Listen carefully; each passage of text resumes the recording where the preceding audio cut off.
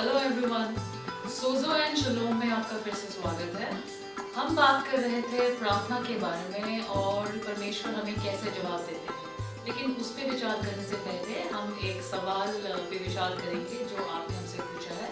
और वो सवाल ये है कि a man should not cover his head while praying, जबकि एक औरत को अपना सिर ढकना चाहिए प्रे करते हुए। तो क्या ये सही है? इसका उत्तर मैं वचन के अंदर से देना चाहूंगा। पहले कुरिन्थियों के 11वें अध्याय में इसके बारे में लिखा गया है। पौलुस रसूल लिखते हैं, कुरिन्थियों को चिट्ठी लिखी गई है। इसका हम कॉन्टेक्स्ट जो है पहले वो समझें। कुरिन्थी जो कुरिन्थियन में लोग थे, जो वहां पर कुरिन्थ में रहते थे, वहां पर एक देवता की पूजा की जाती थी जिसके मंदिर के अंदर आदमी और औरतें प्रोस्टिट्यूट्स थी।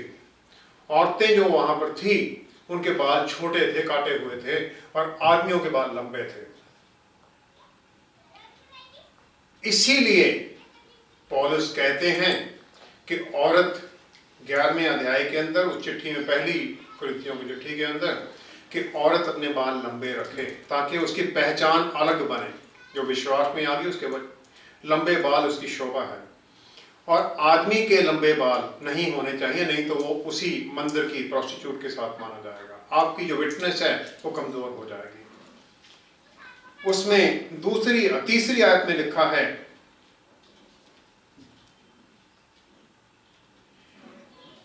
I want you to realize that the head of every man is Christ. आदमी का सिर यीशु है और head of a woman is man. औरत का सिर है आदमी। ये तीसरी आयत है। And the head of Christ is God. प्रभु यीशु का सिर है परमेश्वर। सिर उसने डिफाइन कर दिया तीसरी आयत में। चौथी आयत में उसने लिखा है, Every man who prays or prophesies with his head covered dishonors his head. जो भी इंसान अपना सिर कवर करके, सिर ढक के प्रार्थना करता है, वो अपने सिर की बेअदबी करता है। But every man who prays or prophesies with her head uncovered dishonors her head. अब हम इसे समझें। दोबारा तीसरी आयत के अंदर,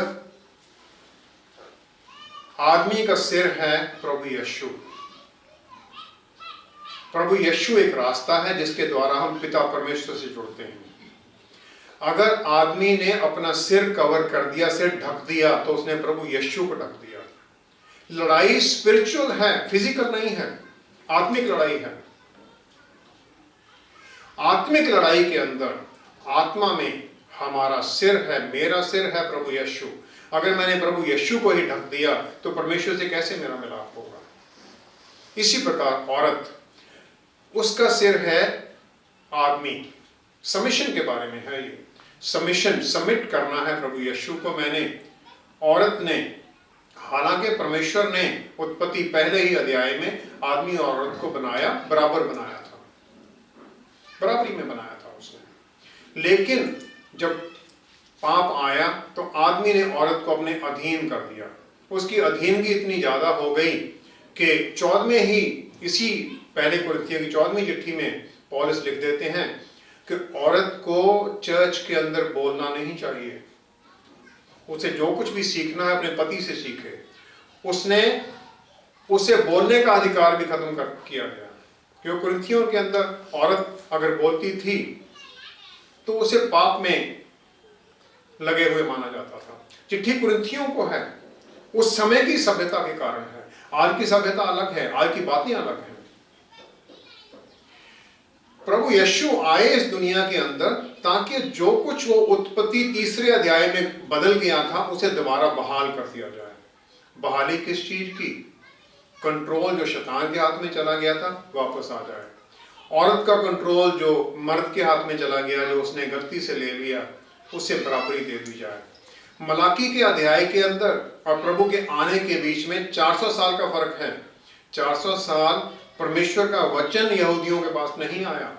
सब वेट कर रहे थे, हमारा मसीहा आने वाला है। सबको पता था, they were all waiting for him। वचन किसके पास पहले, उस शुभ संदेश किसके पास पहले आया? गैब्रियल मरियम के पास आया, एक औरत के पास, कि तुम चुनी गई हो, तुम्हारे द्वारा वो मसीहा आएगा। औरत को अधिकार दिया गया जानने का, उसके द्वारा मसीहा आ रहा है। पहली प्रचारक वो सामरी औरत जो कुएं पर मिलती है प्रभु यीशु से, औरत है, उससे रिवील करते हैं प्रभु। तो कहती है मसीहा आने वाला है, प्रभु उसे कहते हैं यस आई एम ही, मैं हूं वो मसीहा। और वो भागती है गांव के अंदर, सबको बताती है आओ मिलो उससे। वो पहली प्रचारक बन जाती है औरत, लोगों को लेके आती है। प्रभु 2 दिन उस सामरी गांव में रहते हैं, लोगों को वचन सुनाते हैं। तीसरी चीज है प्रभु के जी उठने के बारे में। प्रभु की क्रूसिफिक्शन के समय पर औरतें ही तो थी वहां पर, बाकी सब लोग तो भाग गए थे उसे छोड़ के। औरतें जुड़ी रही, या अपोस्तल जॉन जुड़े रहे, एक इंसान। प्रभु के जी उठने के बाद में प्रभु जहां पर 11 चेले थे, क्या वहां नहीं जा सकते थे उनको बताने के लिए? लेकिन वो मिलते हैं मेरी मैगदलीनी को कब्र के पास में, और उसे संदेश क्या मिलता है? जाओ मेरे भाइयों को और पतरस को बताओ कि मैं जी उठा हूं। औरत लेके जाती है सबसे इंपॉर्टेंट, क्रिश्चियनिटी का सबसे इंपॉर्टेंट मैसेज तो यही है, प्रभु जी उठा है। और वो लेके जाती है, उसके आने का मैसेज मिलता है एक औरत को, उसके जी उठने का मैसेज मिलता है एक औरत को। प्रचारक पहली औरत बनती है। तो जो अधिकार गुम हो गया था वो दोबारा बहाल हो जाता है। हम उसी बात पर दोबारा आए। औरत ने अगर इंसान जो उसका सिर बनाया गया है, अगर उसे नहीं ढका, आत्मिक तौर से उसी पर ही फोकस करती रही, तो प्रभु यीशु से तो जुड़ी गई नहीं वो। परमेश्वर यहाँ है, प्रभु यीशु यहाँ है, यहाँ इंसान है, यहाँ औरत है। अगर औरत ने आदमी को नहीं ढका तो प्रभु यीशु को नहीं देखेगी, वो उससे नहीं जुड़ेगी आत्मा के अंदर। इसलिए औरत को शारीरिक तौर पर सिर्फ ढकने की बात नहीं है, आत्मिक तौर पर अपने मर्द को हटाना है। डिपेंडेंस सबमिशन प्रभु यीशु के ऊपर होगी, उसका सिर ढका हुआ होगा। मर्द का सिर, मर्द को उसने ढक दिया, सिर ढका गया। आदमी ने अगर सिर ढक लिया तो उसने प्रभु यीशु को ही ढक दिया, परमेश्वर से कैसे मिलेगा? इसलिए ये फिजिकल नहीं है। मैं एक और आपसे बात करना चाहता हूं। क्रूसिफिक्शन के समय प्रभु शरीर छोड़ते हैं, आत्मा सरेंडर करते हैं परमेश्वर के साथ, जी उठते हैं। फरीसीस थे वहां पर, फरीसियों का क्या हुआ? कहीं कुछ नहीं लिखा गया है। फरीसी जो एक पद्धति थी, एक विचारधारा थी, वो खत्म नहीं हुए। वो विचारधारा आज भी है हमारे चर्च के अंदर, वो विचारधारा आज भी है। प्रभु यीशु ने हमें सब बंधनों से मुक्त कर दिया।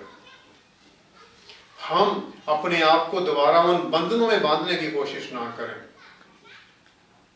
हम बंधनों से आजाद हुए हैं प्रभु यीशु में, उन बंधनों से हम निकल गए हैं। यह जरूरी है कि हम बंधनों से छुटकारा पाएं। जो डिस्कशन हमारी चल रही थी, हम उसी पर आते हैं। तो कभी ऐसा भी होता है कि हमें अपने प्रार्थना का उत्तर भी मिल जाए और मकसद भी पूरा हो जाए? ये आइडियल सिचुएशन है। प्रेयर का भी उत्तर बढ़िया मिल गया, मोटिव भी पूरा हो गया। इसका एग्जाम्पल मिलता है हमें 1 किंग्स 18 चैप्टर में, पहला राजाओं की पुस्तक 18वें अध्याय में। 18वें अध्याय में एलिया नबी, एलाइजा प्रोफेट के बारे में लिखा गया है। एलाइजा नबी है जो हिला देता है आहाज के राज को। वो उस समय देखता है कि 450 प्रोफेट हैं जो बाल, जो कनान का देवता है, उसकी पूजा कर रहे हैं, क्योंकि जेजेबेल जो आहाज की रानी है, उसने ये प्रथा शुरू की थी। तो वो कहता है कि अपने बाल के प्रॉफिट्स को बुला लो पहाड़ी के ऊपर और देखते हैं, जो जिसका परमेश्वर उत्तर देगा उसी की बात बनेगी। तो 450 बाल के प्रॉफिट आ जाते हैं, एलाइजा है और इजरायली लोग वहां इकट्ठे हो गए।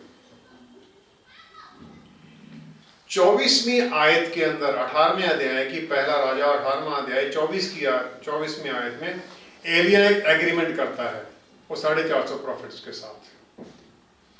एग्रीमेंट ये हो जाता है कि आप अपनी बलि चढ़ाएंगे, मैं अपनी बलि चढ़ाऊंगा। आपके द्वारा जिसकी बलि परमेश्वर कबूल कर लेता है उसी परमेश्वर को माना जाएगा और उसी की आराधना होगी। अभी बाल के जो प्रॉफिट हैं वो लकड़ी रखते हैं, उसके ऊपर उस बुल को काट कर रख दिया जाता है और शुरू हो जाते हैं। 26वीं आयत में लिखा है और शुरू होते हैं, ओ बाल हेयर अस, ओ बाल सुन हमारी प्रार्थना, सुन हमारी प्रार्थना। मॉर्निंग सवेरे से लेकर दोपहर हो जाती है, लगे हुए हैं वो, सुन हमारी प्रार्थना। कोई उत्तर नहीं मिलता क्योंकि बाल तो डिमोनिक है, शैतानी है, वो तो परमेश्वर तो नहीं है। अब 27वीं आयत में एलिया नबी उन्हें स्टार्ट मॉकिंग देम, उन्हें छेड़ता है वो कि हो सकता है तुम्हारा देवता सो रहा हो, थोड़ा ऊंचा आवाज से बोलो, उसे जगा लो। Maybe he is gone aside, English में लिखा maybe he is gone aside. जो वर्ड है वहां ग्रीक का, सॉरी हिब्रू का, उसमें उसके गॉन असाइड का मतलब शायद वॉशरूम में गया हो, ऊंचा बुलाओ शायद वो आ जाएगा। जो बाल के प्रॉफिट्स हैं अपने शरीर को काटने लग जाते हैं, खून बह रहा है, छलांगे मार रहे हैं, चिल्ला रहे हैं ऊंचा ऊंचा, ओ बाल हेयर अस, खून बह रहा है, चिल्ला रहे हैं। कोई जवाब नहीं मिलता। अब शाम की जो बलि का समय था, 3 बजे का समय आ जाता है, तब एलाइजा 30वीं आयत में फिर कहता है ऑलराइट, तुमने सवेरे से अभी तक कर लिया, अब मेरा समय आता है। वो 12 पत्थरों की बनाता है आल्टर, 12 पत्थर 12 ट्राइब्स के लिए वो आल्टर बना देता है। उसके ऊपर लकड़ी रखता है, लकड़ी रखकर उसके ऊपर वो उस मेंढे को, उस बुल को काटकर बलि लकड़ी के ऊपर रख देता है और उसके चारों तरफ एक ट्रेंच खोदता है, एक खड्डा चारों तरफ उसके खोद लेता है। बीच में पत्थर हैं, पत्थरों के ऊपर लकड़ी रखी गई है, लकड़ी के ऊपर बलि रखी गई है, उसके चारों तरफ ट्रेंच खोद दी गई है। अब वो इजरायली लोग जो उसके पास हैं उन्हें कहता है 4 बर्तनों में पानी भर के लाओ और डाल दो इस लकड़ी के ऊपर, इस बलि के ऊपर। पानी क्यों डलवाता है? ताकि कल को कहीं ये ना कह दे कोई कि आग तो यहाँ पहले ही लकड़ी में जल रही थी, ये बीच में से निकल आई। पानी डालता है, लकड़ी भी भीग गई है, जो ट्रेंच है उसमें भी पानी ही पानी हो गया है, उसमें भी पानी भर गया है। अब वो प्रार्थना करता है। उसकी प्रार्थना क्या है? अब्राहम, आइजैक और इजराइल के परमेश्वर, मुझे उत्तर दो, मुझे उत्तर दो। प्रार्थना है 37वीं आयत के अंदर, मुझे उत्तर दो। ताकि अब मकसद क्या है, मोटिव, ताकि ये लोग जाने कि एक परमेश्वर आप ही हैं जो जिंदा खुदा हैं, आप ही हैं जो सच्चे परमेश्वर हैं, और ये जाने और इनके मन आपकी तरफ दोबारा बदल जाएं। इजरायली लोग जो परमेश्वर से दूर हो गए थे, ताकि ये दोबारा आ जाएं। Prayer, answering God, motive, so that these people know you and turn back to you। दोनों में परमेश्वर की महिमा है। प्रभु यीशु कहते हैं जो आप मांगोगे वो मिलेगा, जहां पर परमेश्वर की महिमा होगी। Ask and you'll be given, so that God the Father is glorified। परमेश्वर की महिमा जहां होगी वो मकसद भी पूरा होगा, प्रार्थना भी सुनी जाएगी। प्रार्थना उसने की, उत्तर आता है। ट्रेंच के चारों तरफ पानी भरा हुआ है, आग उतरती है ऊपर से, बलि को जला देती है, लकड़ी जल जाती है, पत्थर भी जल जाते हैं, पानी भी सोख लिया जाता है। सब देखते हैं और सब मुंह के बल गिरते हैं, आराधना करते हैं, यस यहोवा परमेश्वर है, यहोवा परमेश्वर है, और उसकी तरफ मुड़ते हैं। प्रार्थना भी सुनी गई, उत्तर भी सुना गया। बच्चे जब बोलना शुरू करते हैं, ओ आ ऐसी आवाजें ही निकालते हैं, वचन नहीं, शब्द नहीं बोल सकते। आहिस्ता आहिस्ता वो शब्द बोलना सीखते हैं, फिर सेंटेंसेस बोलने लग जाते हैं, सेंटेंसेस बोलते हैं, फिर आगे पूरी बातें करने लग जाते हैं। नए जन्म के बाद में हम भी पहले बच्चे ही होते हैं, हम भी प्रार्थना करना नहीं जानते, हम भी आहिस्ता आहिस्ता सीखते हैं प्रार्थना कैसे करनी है, उसकी आराधना कैसे होनी है, हमारा मकसद क्या हो प्रार्थना के अंदर, और फिर हम बड़े हो जाते हैं। जब हम बड़े मैच्योर हो जाते हैं, फिर हम दूध पीने वाले नहीं रहते, फिर हम वचन पर पक्के चलने लग जाते हैं, और फिर हम प्रार्थना करना सीख जाते हैं और प्रार्थना करते हैं और फिर सुना जाता है। तो आमतौर पे हम जितनी मर्जी प्रार्थना कर लें, हम अपने दोस्तों को भी बोलते हैं कि प्रार्थना करना, लेकिन फिर हमें लगता है कि वो सुनी नहीं जा रही है। ये हालत है जब परमेश्वर प्रार्थना का भी उत्तर नहीं में देते हैं, और मकसद भी हमारा उल्टा ही है, उसका भी उत्तर नहीं मिल जाता। जैसे मैंने पहले लॉटरी के बारे में कहा था, लॉटरी निकल आए ताकि मैं आनंद मनाऊं, ना तो प्रार्थना सुनी जानी है, ना मकसद सुना जाना है। क्योंकि जैसे याकूब के 4 अध्याय की 3 आयत में मैंने जो पढ़ा था, you ask and do not receive because you ask with the wrong motive.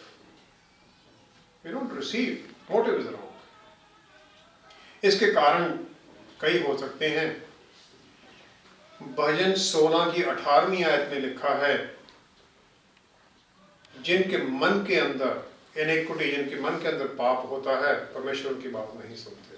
अनकन्फेस्ड सिन, कोई पाप जो हमने कन्फेस नहीं किया है। कन्फेशन क्या है? क्या सिर्फ कह देना जाके परमेश्वर को मेरे से गलती हो गई? इट्स नॉट ओनली दैट, इससे ज्यादा है। पाप को हमने कन्फेस किया और फिर हम कोशिश करने लग जाते हैं कि हम पाप नहीं करेंगे, और उस पाप से हटने की कोशिश करते हैं। आत्मा हमें शक्ति देते हैं, पवित्र आत्मा परमेश्वर हमें शक्ति देते हैं पाप ना करने से रोकने के लिए। सो कन्फेशन एंड रिपेंटेंस दोनों जरूरी हैं। मत्ती 6 के 5वीं और 7वीं आयत में लिखा है, जहां हिपोक्रेसी है, प्राइड है, अहंकार है, रेपिटेशन है, वेन रेपिटेशंस, एक ही बात को बार बार कहने से परमेश्वर सुनेंगे नहीं। मोटिव भी गलत है, तरीका भी गलत है, इरादा सब कुछ गलत है, नहीं सुना जाएगा। जेम्स याकूब 1 अध्याय 6वीं और 7वीं आयत, विश्वासी नहीं है, मांगते हैं और सोचते हैं मिलेगा नहीं मिलेगा, मिलेगा नहीं मिलेगा, लाइक अ वेव, समुद्र की लहरों की तरह आ गए विश्वास में, फिर पीछे हट गए, फिर आ गए। उसमें लिखा है फिर वो ना सोचे कि उसे कुछ जवाब मिलेगा, नहीं मिलेगा। 1 पत्रस 3 अध्याय 7वीं आयत, अनरिजॉल्व कॉन्फ्लिक्ट, उसमें लिखा है अगर सहमति नहीं है मांगने वालों में, सहमति नहीं है तब भी नहीं होगा। प्रभु यीशु कहते हैं जहां 2 या 3 सहमति में प्रार्थना करेंगे वो हो जाएगा, सहमति की प्रार्थना सुनी जाएगी। सहमति प्रार्थना में भी, मोटिव में भी, दोनों में सहमति हो, दोनों के अंदर चले। कॉन्फ्लिक्ट का जो ग्रीक वर्ड वहां लिखा गया है, उसका एक्चुअल मकसद है, जब रेस दौड़ते हैं ना एथलीट, तो लाइनें बनी हुई नीचे में, हर एक को अपनी लाइन में दौड़ना होता है। अगर एक एथलीट दूसरे की लाइन में घुस जाए तो he is cutting his STRIDE, उसकी जो आगे उसने स्टेप लेना उसको काट रहा है वो। कॉन्फ्लिक्ट का जो वर्ड है उसका यही मतलब है। जैसे एथलीट दूसरे एथलीट का पैर काट रहा है, उसका भागना काट रहा है, कॉन्फ्लिक्ट वाली प्रार्थना में एक दूसरे को हम काट देते हैं, नहीं सुनी जाएगी वो प्रार्थना। मत्ती 18 की 19वीं आयत में भी लिखा है हार्मनी नहीं है, सहमति नहीं है पार्टनर के साथ। पति पत्नी में सहमति नहीं है, घर में सहमति नहीं है, प्रार्थना नहीं सुनी जाएगी। अगर परमेश्वर की इच्छा नहीं है तब भी वो नहीं होगा। इच्छा, अय्यूब की पत्नी कहती है, अय्यूब 2 अध्याय 9वीं आयत में, उसका सब कुछ बर्बाद हो गया, बच्चे मर गए, प्रॉपर्टी, एवरीथिंग इज फिनिश्ड। उसके शरीर में अभी रोग आ गया है, उसके शरीर पर छाले आ गए हैं, एब्सेस हो गए हैं, और उसकी पत्नी कहती है अभी भी तू परमेश्वर के बीच में बना हुआ है, कर्स गॉड एंड डाई, अपने परमेश्वर को कर्स कर और मर जा। अय्यूब शायद कर भी देता या ना करता, वचन में तो लिखा उसने कुछ नहीं किया, वो नहीं करता है, परमेश्वर के वचन में बना रहता है। अगर वो कर भी देता तो परमेश्वर की इच्छा उसे मारने की तो नहीं थी। हम तो अय्यूब की पुस्तक पढ़ सकते तो हमें पता है शैतान ने उसे मांगा, और हमें बैकग्राउंड भी पता है क्यों हो रहा है, कैसे हो रहा है, हमें सब पता है। अय्यूब को तो ये पता नहीं था क्यों हो रहा है। अगर उसकी इच्छा नहीं है तब भी ये नहीं होगा। दूसरा, शायद अभी समय ना हो, अभी समय ना आया हो कि परमेश्वर हमारी प्रार्थना को सुने। मोसेस जब जानता है कि वो यहूदी है, निकलता है यहूदियों को बचाने के लिए, और एक ग्रीक जो वहां का एक इजिप्ट का जो एक आदमी है उसे मार देता है। लेकिन उसका अभी समय नहीं था उनको छुड़ाने के लिए, और उसे भागना पड़ता है। वो भागता है विल्डरनेस में जाके, जेथरो जो उसका फादर इन लॉ है उसकी भेड़ें चराता है। 40 साल वो बना रहता है वहां पर भेड़ें चराने के लिए विल्डरनेस में। 40 साल पहले वो सोच रहा था वो तैयार है, लेकिन उसका समय अभी नहीं आया था। 40 साल बना रहता है वो, और प्रार्थना में अंत में प्रभु उसे खींचते हैं फिर अपनी तरफ, वो जलती झाड़ी के अंदर दिखाई देते हैं। फिर उसे आदेश मिलता है अभी तेरा समय आ गया है, अभी समय आ गया है, जा वापस, ताकि तू वो काम कर सके जो 40 साल पहले करना चाहता था। हो सकता है कि हमारा भी प्रार्थना के समय पर अभी समय ना आया हो और उसका उत्तर हमें नहीं मिलेगा। हमारा रिएक्शन क्या होता है, हम क्या चाहते हैं? हम तो चाहते हैं इमीडिएट रिप्लाई, एकदम मैंने प्रार्थना की, अगले 1 सेकंड के अंदर उत्तर मिल जाना चाहिए। हम प्रभु को चमत्कार करने वाला देखते हैं कि हमने किया, एकदम जीनी ऑफ द लैंप रगड़ा और जीनी बाहर निकल आई और जवाब उसने दे दिया, काम हो गया हमारा। जिस परमेश्वर को जिससे हम मांग रहे हैं, एल शडाई है, वो ऑलमाइटी गॉड है, सर्वशक्तिमान परमेश्वर है। वेट करना पड़ता है। दानियल जो परमेश्वर का नबी माना गया, 10वें अध्याय में उसकी पुस्तक के 13वीं आयत में वेट करता रहा। वो 21वें दिन गैब्रियल आता है और बताता है कारण उसका, कि शैतान ने बीच में रोक लिया था। 21 दिन तेरी प्रार्थना का जवाब तो उसी दिन मिल गया था जिस दिन तूने मांगा था, लेकिन उत्तर 21 दिन बाद मिल रहा है। परमेश्वर ने तो उत्तर दे दिया, रुकावटें पड़ गई पहुंचने के लिए। जिस परमेश्वर को हम जिससे मांगते हैं, he is a god of impossibles. वचन में लिखा है there is nothing impossible with God. उसके लिए सब कुछ संभव है, लेकिन संभव करने के लिए वो प्रकृति के नियमों को पलटेंगे नहीं। जो हम मांग रहे हैं, क्या हम उसके लिए तैयार हैं? फिजिकली उसके लिए तैयार हैं, आत्मिक तौर पर तैयार हैं, सोशली हम तैयार हैं। मैंने मांगा मुझे 100 करोड़ मिल जाए, 100 करोड़ पाके क्या मैं उसे खर्चने के लिए तैयार हूं? क्या मैं जानता हूं किस काम से, किस खर्चे से परमेश्वर की महिमा होगी? मुझ में अहंकार तो नहीं बढ़ जाएगा? अहंकार से भरकर मैं कहीं परमेश्वर से भाग तो नहीं जाऊंगा? परमेश्वर ये सब जानते हैं, और ये सब कुछ जानते हुए वो उत्तर देते हैं। पौल ने प्रार्थना की 2 कुरिन्थियों 12वें अध्याय के अंदर 3 बारी प्रार्थना करता है वो, जो ये कांटा चुभ रहा है ये कांटा निकाल दिया जाए, लेकिन तीनों बार उसे प्रार्थना का उत्तर नहीं में मिल जाता है। ना तो कांटा निकलता है, तकलीफ उसकी जारी रहती है। पौल जो कि इतना माना हुआ नबी है, आधा नया नियम तो उसने लिखा है, लेकिन प्रार्थना उसकी भी सुनी नहीं जाती है, क्योंकि परमेश्वर कहते हैं माई grace is enough for you. कांटा चुभा रहना चाहिए, क्योंकि उसी अध्याय से पहले वो कहते हैं मैं एक आदमी को जानता हूं जो स्वर्ग में उठाया गया, ऐसी चीजें उसने देखी जिनका बयान नहीं हो सकता है। कांटा उसमें चुभाया गया, कहीं वो अभिमान से ना भर जाए कि वो परमेश्वर के स्वर्ग में जा चुका है, देख चुका है वो सब कुछ जो कभी कोई देख ही नहीं सकता है, जो हम देखेंगे एक समय। कांटा चुभता है उसको, कांटा चुभता रहता है। प्रार्थना का उत्तर नहीं और मोटिव का उत्तर नहीं। लेकिन इसका मतलब ये नहीं है कि जो ना हो गई तो परमानेंट ना हो गई है।